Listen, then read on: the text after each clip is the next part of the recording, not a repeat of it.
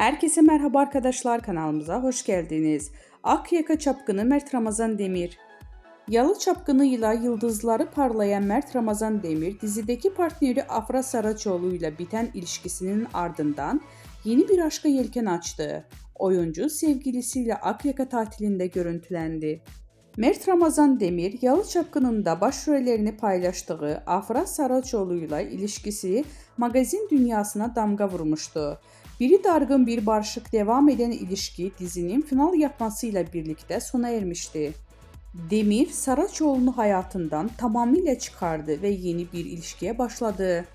Geçenlerde tenis turnuvasında birlikte görüntülenen sevgilisiyle ilk kez Bodrum'da objektiflere takıldı. Mert Ramazan Demir'in yeni sevgilisi önceki gün Akyaka'daki bir otelde plajında görüntülendi.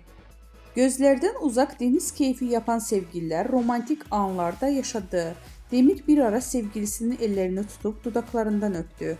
Oyuncunun yeni kız arkadaşı sosyal medyada Afra Saraçoğlu'na benzetildi.